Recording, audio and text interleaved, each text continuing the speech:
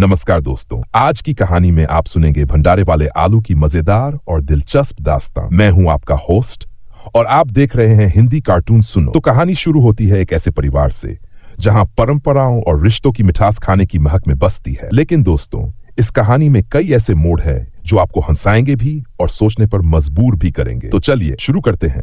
कहानी का पहला मोड़ आता है जब रश्मि और उसकी मां सरस्वती रश्मि के शादी के लिए आए रिश्तेदारों के स्वागत में कई लजीज पकवान बनाती हैं। खाने की महक पूरे घर में फैल जाती है और सरस्वती ये मानती है कि अच्छा खाना ही परिवार की इज्जत बढ़ाता है। मेहमान आते हैं, खाना खाते हैं और रिश्ता पक्का हो जाता है। ये पल खुशियों से भरा होता है और खाना एक बार फिर रिश्तों को जोड़ने का जरिया बनता है। लेकिन दोस्तों, कहानी यहीं खत्म नहीं होती। असली मजा तो आगे है। शादी के बाद रश्मि की नई जिंदगी शुरू होती है, लेकिन नई जिंदगी नई चुनौतियां भी लेकर आती है। अपने ससुराल में पहली बार खाना बनाने का मौका रश्मि को मिलता है।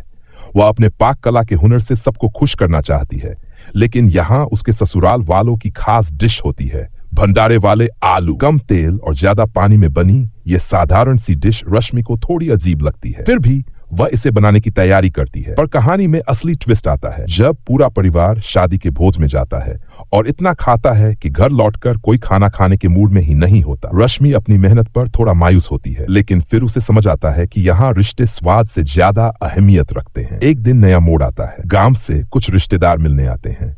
रश्मि सोचती है कि इस बार कुछ अलग बनाया जाए। वह कड़ी खिचड़ी और कचौड़ी बनाने की योजना बनाती है, लेकिन तभी उसकी सास उसे याद दिलाती है कि पास के एक मुंडन समारोह से खाना लाने के लिए टिफिन लेकर जाना है। ये परंपरा रश्मि को थोड़ी अजीब लगती है, लेकिन वह इसे अपनाने का फैसला करती है। समारोह से खाना लाकर परिवार हंसी मजाक के माहौल में इसे खाता है। रश्मि को एहसास होता है कि सादगी में भी कितना आनंद छिपा होता है। अब तक वह समझ चुकी है कि बदलाव लाने के लिए सबसे पहले खुद को उस माहौल में डालना जरूरी है। अगला मोड़ तब आता है जब रश्मि अपनी मां के साथ चर्चा करती है। वह सोचती है कि वह अपने ससुराल के खान पान की आदतें बदल सकती है, लेकिन फिर उसे एहसास होता है कि असली खुशी दूसरों को स्वीकार करने और उनके साथ तालमेल बिठाने में है। एक दिन उसकी मां घर आती है और रश्मि के ससुराल वालों की तारीफ करती है कि उन्होंने रश्मि को अपनी बेटी की तरह अपनाया है। रश्मि उन्हें भंडारे वाले आलू खिलाती है और मां भी इस डिश की सादगी में छिपे स्वाद को सराहती है। यह पल दिखाता है कि परिवार में स्वाद सिर्फ खाना बनाने का हिस्सा नहीं, बल्कि रिश्तों को गहरा करने का माध्यम है। दोस्तों, कहानी हमें यह सिखाती है कि जिंदगी में हर रिश्ता एक खास स्वाद लेकर आता है, चाहे वह भंडारे वाले आलू जैसा सादा हो या कचौरी जैसा मसालेदार।